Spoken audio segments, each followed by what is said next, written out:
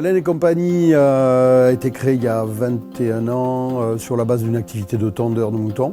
On va chercher la laine chez les éleveurs, on les forme pour les amener à avoir une production de qualité. Et ensuite, elle est transformée intégralement dans nos ateliers sur un mode de production artisanal qui est très manuel et qui le rend très bas carbone. On la paye correctement aux éleveurs, jusqu'à 8-9 fois le cours du marché actuel. L'objectif est de payer la laine le plus cher possible pour être dans une véritable démarche de valorisation et de développement local. Ça garantit aussi notre insertion dans le territoire et pour la clientèle, elle sait que lors de son achat, elle participe à une chaîne de valorisation solidaire, à un commerce équitable local.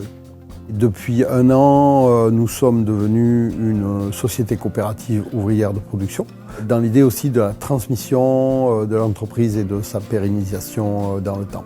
On est entreprise des patrimoines vivants, donc avec un savoir-faire rare, et tous nos savoir-faire se transmettent en interne. C'est sympa de faire partie d'un héritage culturel où moi aussi je vais être amenée par la suite à transmettre mon savoir-faire.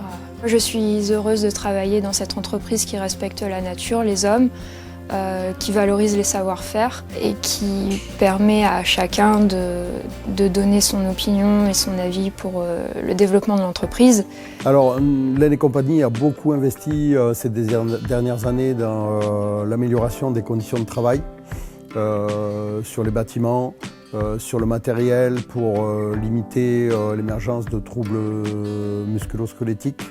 Beaucoup d'investissements pour des économies d'énergie, sur l'isolation, le chauffage, l'éclairage. Nos produits sont recyclables et reconditionnables. La laine est une des ressources naturelles les plus anciennes de l'Europe. Le travail de Laine et compagnie, c'est de faire en sorte, modestement, que la laine reprenne sa place en tant que moteur de développement et dans le quotidien des gens.